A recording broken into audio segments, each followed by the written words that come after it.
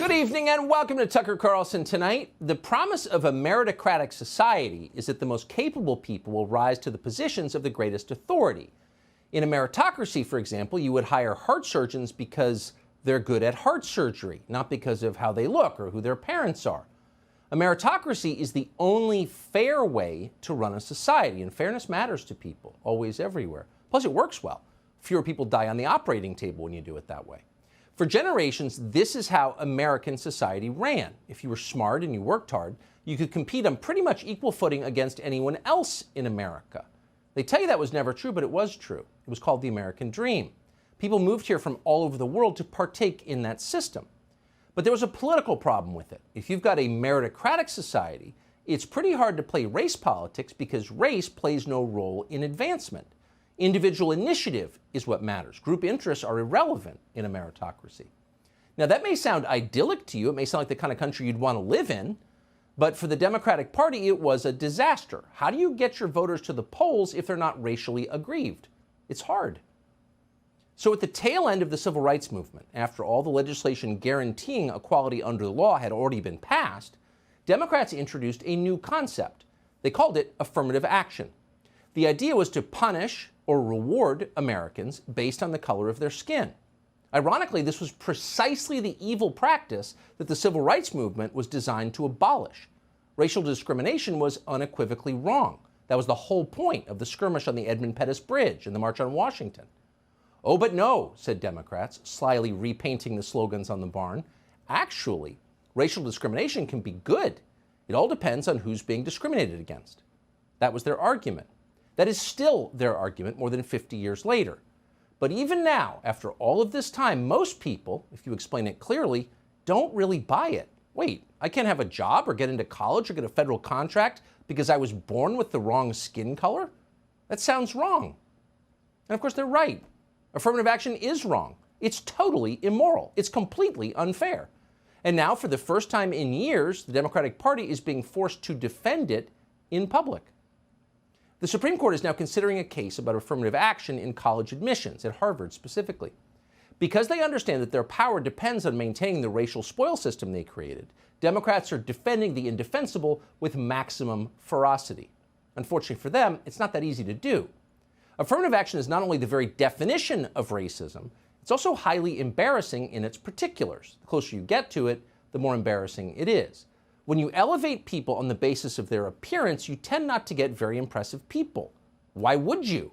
Unless you're buying sunscreen, skin tone is a totally irrelevant criterion. Supreme Court Justice Sonia Sotomayor unwittingly made that point today. Sotomayor openly concedes that she got her job because of affirmative action. She was completely and demonstrably unqualified for the position. Obama chose her because of the way she looked. Now, that may sound deranged, but it actually happened. No one disputes it. Today, we saw the consequences of this. During oral arguments, Sotomayor made a mistake that no first-year law student would ever make. She repeatedly confused the terms de facto and de jure. Now, if you're a lawyer, that is an inconceivable mistake. It's like your local service station confusing gasoline with diesel fuel. It doesn't happen because the terms have entirely different meanings. De facto means something that's not in the law but happens anyway. De jure means something that is happening that is sanctioned by the law. See the distinction? Of course you do. And you're not even a Supreme Court justice. But Sonia Sotomayor doesn't see it. Watch. So even if we have de jure discrimination now or segregation now, Congress can't look at that? Because we certainly have de jure segregation. The races are treated very differently in our society in terms of their access to opportunity. We have racial segregation under the law in America? That's what Justice Sonia Sotomayor just said. Why is this woman wearing a robe? Even after Justice Alito corrected her, Sotomayor kept saying it. There's de jure segregation, or she said de jure segregation in 2022. Jim Crow is still on the books. Okay. This is the society that affirmative action has created. Sonia Sotomayor doesn't know what de jure means. Ketanji Brown Jackson can't define what a woman is. It's hard to imagine a more damning case against affirmative action than its results. And it's always going to be that way because the color of your skin is irrelevant. And if we don't believe that, then everything falls apart. So as the arguments went on, the case against affirmative action somehow got stronger. Watch this exchange between Brett Kavanaugh and a state solicitor general. How are applicants from Middle Eastern countries classified, from Jordan, Iraq, Iran, Egypt, and the like? My understanding is that just like other situations where they might not fit within the particular boxes on the common application, that we rely on self-reporting, and we would ask, they can volunteer their particular country of origin. But if they honestly check one of the boxes, which one are they supposed to check? I do not know the answer to that question. So just to remind you, something you already know but probably never think about, the US government collects data on people's races. Now, in a society where we're all equal as citizens under the law, why would they do that? That's what the Nazis did. So we're against keeping track of people on the basis of race, aren't we? And with so much at stake, how do we determine someone's race? How long before we're taking blood tests or measuring the shape of people's heads? It's been done before. It happens in other countries to this day.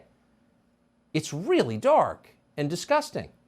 So the question in that exchange was, what box do the Middle Easterners check? Oh, no idea. But of course, everyone knows the answer. If you want to get into a competitive school, the best bet for those Middle Easterners would be to identify as black. And studies prove it. According to a 2009 study by Princeton sociologist Tom Espenshade, selective schools currently boost black applicants to the point that whites are penalized 310 points on the SAT for being white. Asians are penalized 450 points for being Asian. Talk about systemic racism. How is that allowed in this country? Well, good question. And if anything, this systemic racism, and that's exactly what it is, it's racism at the systemic level, has intensified over the past decade, in case you haven't noticed.